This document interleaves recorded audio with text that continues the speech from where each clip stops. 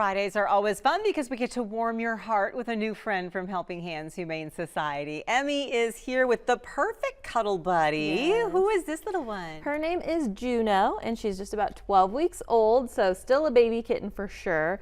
Came with a litter of siblings, very playful, friendly, outgoing, in one of our rooms with other kittens right now, so likes playing with other kittens. She'll make a really good pet. She has been very much wanting to explore. Let her explore my lap because she's so sweet. Yes. So you said she had 3 litter mates. Do Yes. you know much about their background or how they got to the shelter? Someone, as I know happens around town sometimes, had a cat show up in their property that was very pregnant, had this litter, and very kindly of that person, they kept the litter and helped the mom raise them until they were about 8 or 9 weeks old, which is great because they would have to go into foster home, you know, during that time with us anyway. So it was kind of like a pre-shelter foster home. And then they were brought to the shelter so they could be spayed and neutered. One's been adopted, one is in the adoption process, and then one of her siblings is still under a vet check, and Juno's the one currently available. Well, right she now. is very happy to be. Oh, look, I get little cuddles now.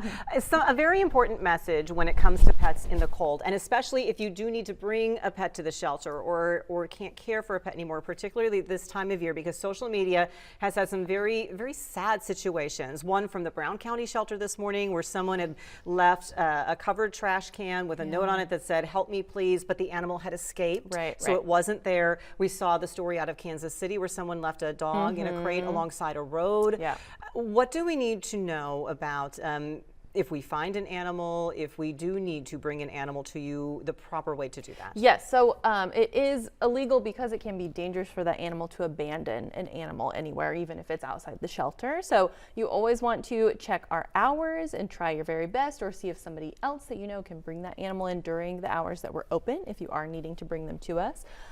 We've kind of tried to educate people more now that if you have the ability to hang on to a stray pet, even for just 24 to 48 hours, I think people used to think, oh, I need to take it to the shelter because it's the only place people will know to go to look for a lost pet. Now with technology, we can get reports of lost pets. You can tell us you found a pet, and then we can connect you with that person. So just always remember that that's an option if you're able to hang on to the animal. We know not everybody is, but can keep that in mind, that you don't have to necessarily bring it to us. You should definitely alert us about them. And if you can't keep a pet anymore, call us. We do try to schedule owner surrenders, but if there's an emergency situation where that animal needs somewhere to go, that is what we're there for. Absolutely. So how full is the shelter, and what does that mean for how much it costs to take Yes. Juno home right now? So we're not in an emergency situation, but our dog kennels are quite full, so we are still doing through tomorrow 50% off adult dog adoption fees. High profile pets would not be included, but I don't believe we have any of those right now. So pretty much any of the adult dogs are going to be 50% off the regular fees, which is great. And many of our pets are also sponsored or may have a sponsored microchip or training scholarship.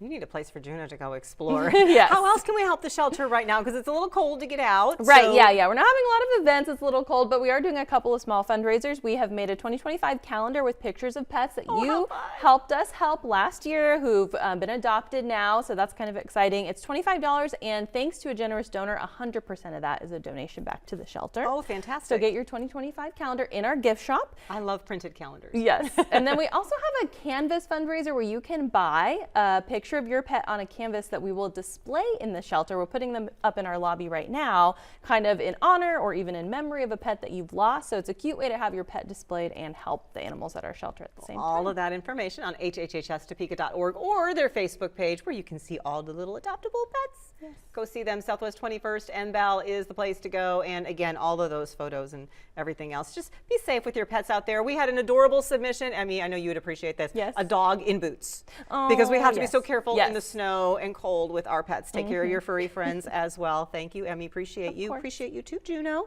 And thank you for being with us today for Eye on Northeast Kansas. Stay tuned. Investigate TV Plus is next. Get the latest news, weather, and sports at WIBW.com or follow WIBW on X, Facebook, and our mobile app. Thank you for making 13 News the most watched evening newscast.